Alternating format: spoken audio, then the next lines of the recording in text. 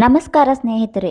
ನೀವೆಲ್ಲ ಕೇಳ್ತಾ ಇರ್ತೀರ, ಮೇಡಮ್ ಮೊದಲೇ ನನ್ನ ಮಗು ಗರ್ಭದಲ್ಲಿ ಚೆನ್ನಾಗಿ ಕಿಕ್ ಮಾಡ್ತಾ ಇತ್ತು, ಆದರೆ ಇವಾಗ ಯಾಕೋ ಮಗುವಿನ ಮೂಮೆಂಟ್ಸು ತುಂಬ ಕಡಿಮೆ ಆಗ್ತಾ ಇದೆ ಅಂತ ಹೇಳ್ತಾ ಇರ್ತೀರ. ಹಾಗೆ ಇನ್ನು ಮೂಮೆಂಟ್ಸೇ ಆಗ್ತಾ ಇಲ್ಲ ಅಂತ ತುಂಬ ಜನ ಮೆಸೇಜ್ ಹಾಕ್ತಿರ್ತೀರ. ಸೊ ಇದಕ್ಕೆಲ್ಲ ಏನೇನು ಕಾರಣ ಇರ್ಬೋದು ಅಂತ ಈ ವಿಡಿಯೋದಲ್ಲಿ ಪೂರ್ತಿಯಾಗಿ ತಿಳಿಸ್ಕೊಡ್ತೀನಿ.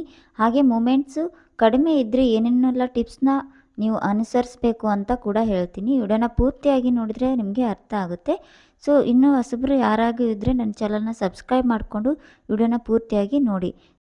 ಮೊದಲನೇದಾಗಿ ಬೇಬಿ ಮೂಮೆಂಟ್ಸ್ ಸ್ಟಾರ್ಟ್ ಆಗೋದೇ ನಮಗೆ 4 ತಿಂಗಳಲ್ಲಿ ನಮಗೆ ಬಟರ್ಫ್ಲೈ ಥರ ಮೂಮೆಂಟ್ಸ್ ಸ್ಟಾರ್ಟ್ ಆಗಿರುತ್ತೆ.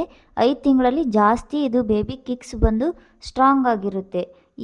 ಈ ತಿಂಗಳಲ್ಲಿ ನಿಮಗೇನಾದರೂ ಮೂಮೆಂಟ್ಸ್ ಕಡಿಮೆ ಅನ್ನಿಸ್ತಾ ಇತ್ತು ಅಂದರೆ ಇದು ಸ್ವಲ್ಪ ಕಾಮನ್ನು. ನೀವು ಯಾವಾಗ ಭಯ ಪಡಬೇಕು, ಯಾವಾಗ ಮೂಮೆಂಟ್ಸು ಸ್ಟಾಪ್ ಆಗುತ್ತೆ ಬೇಬಿದು ಅಂತಂದರೆ, ನೀವು 7 ತಿಂಗಳು ಮತ್ತು 8 ತಿಂಗಳಿಗೆ ಬಂದಾಗ ನಿಮ್ಮ ಬೇಬಿ ಮೂಮೆಂಟ್ಸು ಸ್ಟ್ರಾಂಗ್ ಆಗಿರಬೇಕು. ನಿಮಗೆ ಅನ್ನಿಸ್ತಾ ಇರುತ್ತೆ ಡೈಲಿ ನಮಗೆ ಮೂಮೆಂಟ್ಸು ಚೆನ್ನಾಗಿತ್ತು ನಮ್ಮ ಬೇಬಿದು, ನಾನು ಮಲ್ಕೊಂಡಾಗ ಚೆನ್ನಾಗಿ ಬೇಬಿ ಕಿಕ್ ಮಾಡ್ತಾಯಿತ್ತು.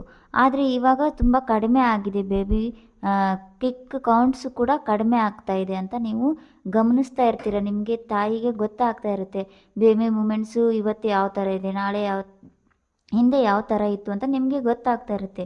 ಸೊ ಹಾಗಾಗಿ ತುಂಬ ಜನ ಹೆದರುವಂಥ ಅವಶ್ಯಕತೆ ಏನೂ ಇಲ್ಲ. ಯಾಕಂದರೆ ಒಂದೊಂದು ಟೈಮಲ್ಲಿ ಮಗು ಬಂದುಬಿಟ್ಟು ನಿದ್ದೆ ಮಾಡ್ತಾ ಇರುತ್ತೆ, ನಿಮ್ಮ ಗರ್ಭದಲ್ಲಿ ನಿದ್ದೆ ಮಾಡ್ತಾ ಇರುತ್ತೆ. ಆ ಟೈಮಲ್ಲೂ ಕೂಡ ನಿಮಗೆ ಮೂಮೆಂಟ್ಸು ಗೊತ್ತಾಗ್ತಾ ಇರೋದಿಲ್ಲ.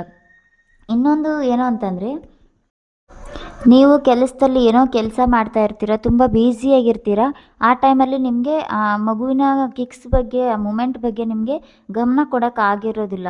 ಸೊ ಹಾಗಾಗಿ ನಿಮ್ಗೇನು ಅನ್ನಿಸ್ತಾ ಇರುತ್ತೆ, ಇವತ್ತೇನೋ ಮೂಮೆಂಟ್ಸ್ ಆಗಿದೆಯೋ ಇಲ್ಲೋ ಬೇಬಿದು ಅಂತ ಕನ್ಫ್ಯೂಷನ್ಸಲ್ಲಿ ಇರ್ತೀರ. ಸೊ ಇದು ಒಂದು ಕಾರಣನೇ ಅಂತಲೇ ಹೇಳ್ಬೋದು.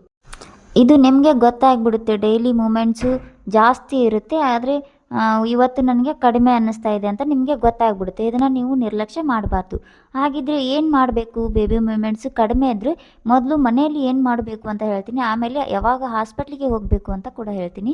ಮೊದಲನೇದಾಗಿ ಟಿಪ್ಸ್ನ ಹೇಳ್ತೀನಿ. ಮನೆಯಲ್ಲಿ ಮೂಮೆಂಟ್ಸ್ ಕಡಿಮೆ ಆಗ್ತಾ ಬಂತು ಅಂದರೆ ಯಾವೆಲ್ಲ ಟಿಪ್ಸ್ನ ನೀವು ಯೂಸ್ ಮಾಡಬೇಕು ಅಂತ. ಮೊದಲನೇ ಟಿಪ್ಸ್ ಏನು ಅಂತಂದರೆ, ಒಂದು ಸ್ವಲ್ಪ ಹೊತ್ತು, ಒಂದು 10 ನಿಮಿಷ ನೀವು ಶಾಂತವಾಗಿರಬೇಕು. ಏನು ಟೆನ್ಷನ್ನ ಮಾಡ್ಕೊಳ್ಳೋಕ್ಕೆ ಹೋಗಬಾರ್ದು.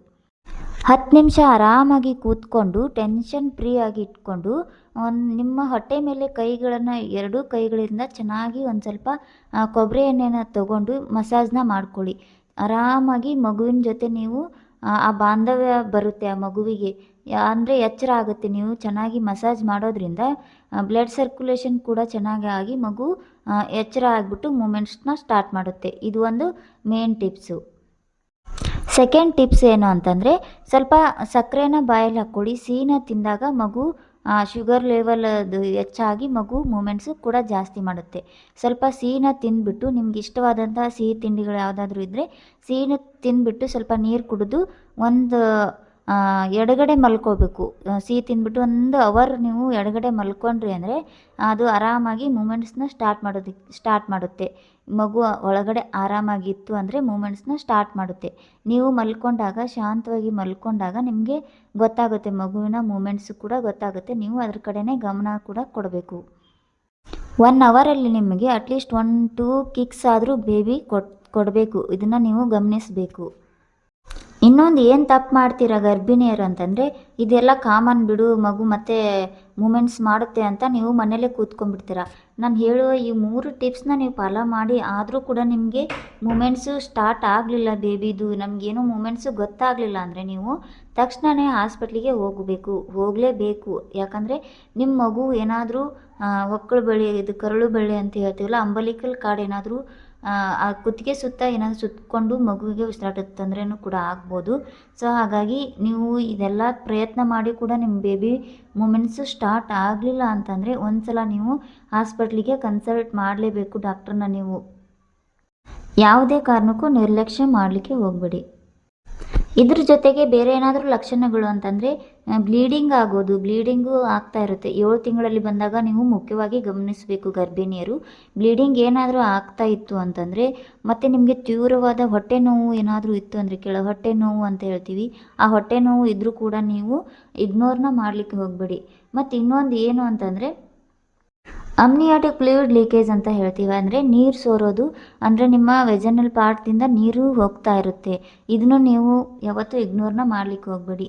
ಈ ಎಲ್ಲ ಸಿಂಪ್ಟಮ್ಸು ನಿಮ್ಗೇನಾದರೂ ಭಯ ಅನ್ನಿಸ್ತು ಅಂತಂದರೆ ಒಂದ್ಸಲ ಹಾಸ್ಪಿಟ್ಲಿಗೆ ಹೋಗಿ ಕನ್ಫರ್ಮ್ ಮಾಡಿಕೊಂಡು ಒಂದ್ಸಲ ಸ್ಕ್ಯಾನಿಂಗ್ ಮಾಡಿಸಿ ಅಂದು ಕೂಡ ನೀವು ಸ್ಕ್ಯಾನಿಂಗ್ನ ಮಾಡಿಸಿ ಚೆನ್ನಾಗಿ ಮಗುನ ಕಾಪಾಡ್ಕೊಳ್ಳಿ. ಯಾವುದೇ ಕಾರಣಕ್ಕೂ ನೀವೇನು ಟೆನ್ಷನ್ ಮಾಡ್ಕೊಳ್ಳೋಂಥ ಅವಶ್ಯಕತೆ ಇರೋದಿಲ್ಲ.